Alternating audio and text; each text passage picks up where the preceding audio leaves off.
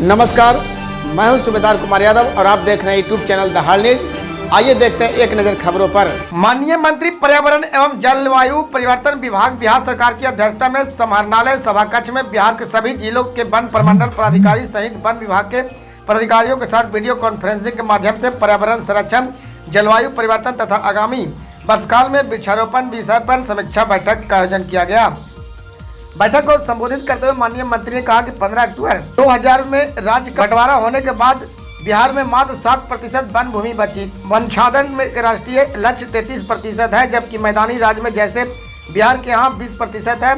कृषि road map के अनुसार काम करना शुरू किया एवं बिहार के हरित आवरण को बढ़ाकर लगभग 15% पहुँचा दिया गया। यह कार्य सिर्फ वन भूमि पर पौधारोपण से संभव नहीं था, यह लक्ष्य सिर्फ वन विभाग के प्रयास से भी संभव नहीं था। हमने वन भूमि से बाहर सड़क, नहर, नदी के किनारे पौधारोपण का प्रयास किया। हमने किसानों के द्वारा खेत में किनारे पौधारोपण के लिए योजना चलाई। किसानों को पौधा आसपास मिल जाए, इसके लिए किसान और जीविका दीदी की पौधशाला का सृजन किया गया। पॉपुलर प्रजाति को बिहार में पहचान किया गया, जो 5 से 6 वर्ष में तैयार हो जाता है। जल जीवन हरियाली अभियान 2 अक्टूबर 2019 से शुरू किया गया और इसका जोर हरियाली के साथ साथ जल संचय और जल संरक्षण पर भी है। वन विभाग के द्वारा वन क्षेत्रों में भूजल संरक्षण के लिए चेक डैम, जल संचय टैंक, तालाब आदि बनाए जा रहे हैं। माननीय मुख्यमंत्री बिहार की सोच के अनुरूप गार्डलैंड ट्रेंच के आधार पर काम किया जा रहा है। यह तकनीकी जल संरक्षण का सर्वोत्तम उपाय है और पहाड़ी तथा सूखे क्षेत्रों में बेहद प्रभावी है। अगर हर व्यक्ति थोड़ा थोड़ा जल को बचाना शुरू कर दे तो हम कल्पना नहीं कर सकते हैं कि कितना अच्छा परिणाम होगा। ऐसे में बिजली की बर्बादी रोकना, पॉलीथीन का उपयोग नहीं करना, साफ सफाई करना वैसे तो छोटी बात लगती है, लेकिन इसका प्रभाव बिल्कुल बहुत ही बड़ा होगा। यह संदेश हमें घर घर तक पहुंचाना है। स्कूल में जागरूकता कार्यक्रम की बहुत ही ज़रूरत है, जिसे ये बच्चे की आदत में शामिल हो जाए। उन्होंने कहा कि मानसून आने वाला है, ये सभी समय पर हम जागृत हो और पौधारोपण के लिए कमर कस लें। तो मैं कहता हूँ कि पौधा लगाना निश्चित ज़रूरी है, उतना ही ज़रूरी है जितना पौधा बचाना। पौधा लगाने के बाद कम से कम 3 साल तक उसको खाद पानी और सुरक्षा देनी है, तभी पौधा पेड़ बनेगा। हम चाहते हैं कि राज्य का हर परिसर हरा परिसर हो। हमने अधिकारियों को निर्देश दिया है कि सभी परिषदों की सूची बनाए जाए।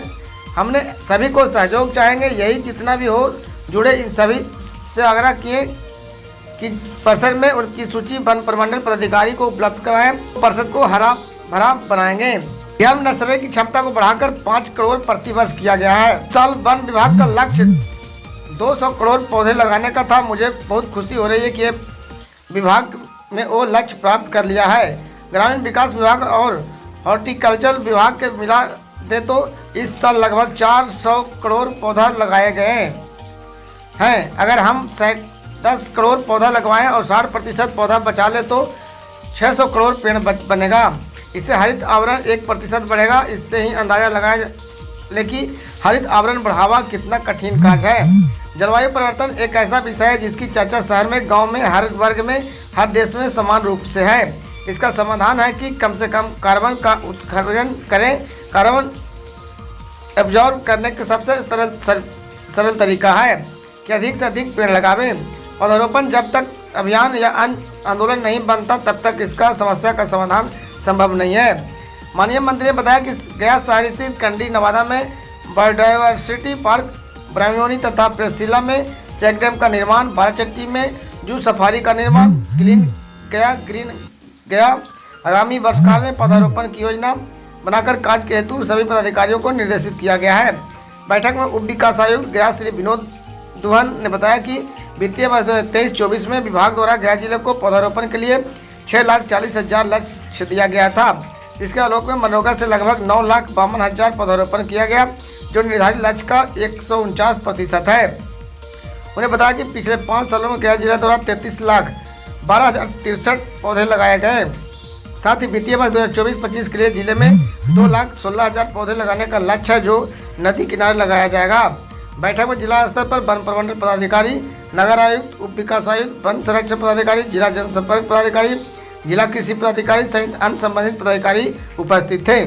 चेरकी रोड ब्लॉक ऑफिस शेर घाटी के निकट संचालित गौतम बुद्धा आवासीय पब्लिक स्कूल कम पैसों में उत्तम शिक्षा और बेहतर आवासीय की दे रही है सुविधा।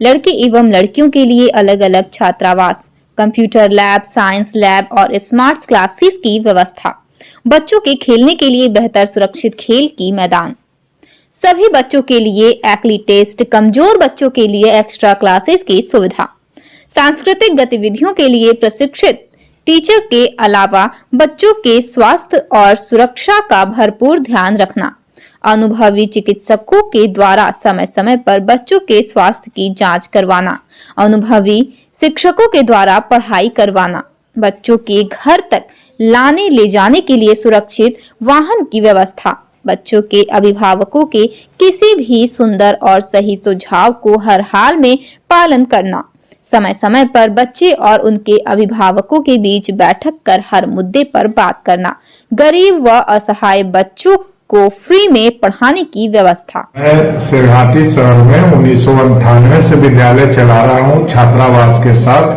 हमने पूरी गंभीरता से विद्यालय को चलाया है, अच्छे विद्यार्थी को तैयार किया है और बड़ी बात यह है कि बहुत कम पैसे में हमने अच्छे विद्यार्थी तैयार किया है। हमारे यहाँ मैट्रिक तक सुविधा है, बच्चे एक बार एडमिशन लेते हैं तो 10th क्लास तक पढ़ करके ही यहाँ से जाते हैं और बहुत कम फी में पढ़ाई हो जाती है।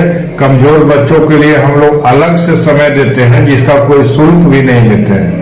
हम लोग वीकली टेस्ट लेते हैं, उससे निर्धारित करते हैं कि कौन बच्चा में क्या कमी है और उस कमी को दूर करने का प्रयास करते हैं। यहाँ कंप्यूटर की शिक्षा होती है, स्मार्ट क्लास है और हमारे यहाँ कोचिंग की सुविधा है, प्ले ग्राउंड है, छात्रावास लड़कों के लिए भी है, लड़कियों के लिए भी छात्रावास है और छात्रावास में रहने वाले बच्चों के लिए बिल्कुल मशीन से रोटी बनाई जाती है।